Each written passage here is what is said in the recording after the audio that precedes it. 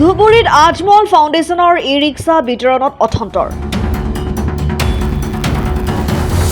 E-rickshaw দিয়াৰ নামত খেলিমেলিৰ অভিযোগ বদৌদিন আজমলৰ। ৰাজহুৱা সভাত আজমল ফাউণ্ডেশ্যন আৰু মাৰ্কাজুল মাৰিফৰ কৰ্মীক ধমক বদৌদিন আজমলৰ। আজমল ফাউণ্ডেশ্যনৰ কৰ্মীক সকিয়নি। বিকলাংগৰ পৰিৱৰ্তে 90% সুস্থ মানুহে লাভ কৰিছে ই-ৰিক্সা।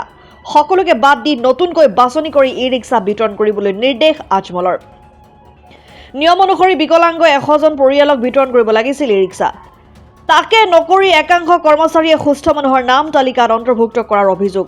ইফালে আজমলৰ সন্মুখতে বঞ্চিত বিকলাংগ লোকসকলে ই-ৰিক্সা নোপোৱাৰ অভিযোগ দিয়াৰ পিছতে কৰ্মচাৰীসকলৰ বিৰুদ্ধে ক্ষোভিত হৈ পৰিল আজমল।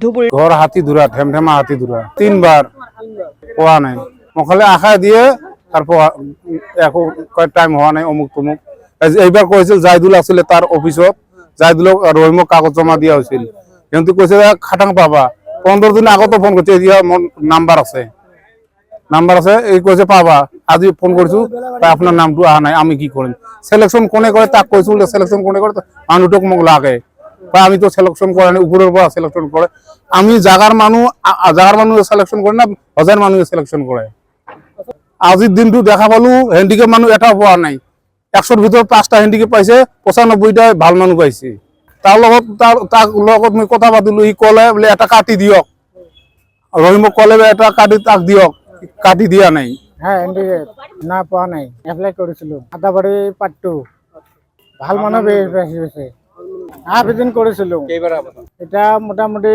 3-4 মাস আগে একবার করেছিল একবার আপনি পোৱা নাই আশৰাফুল আলমৰ ৰিপৰ্ট অসম টাইম।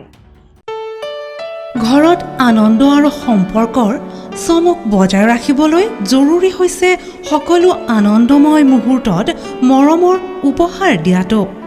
সেইবাবে মধুশ্ৰী জুৱেলাৰ্ছে আনিছে সকলো ৰঙীন ক্ষণৰ বাবে বিশেষ গহনা।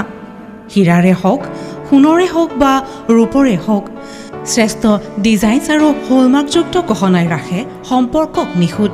তেনেহ'লে আজিয়ে আনক আনন্দ মধুশ্ৰী জুৱেলাৰ্ছৰ সৈতে যোগাযোগ কৰক 7002800341 নাইবা ভিজিট কৰক LNB ৰোড নলবাৰী অসম।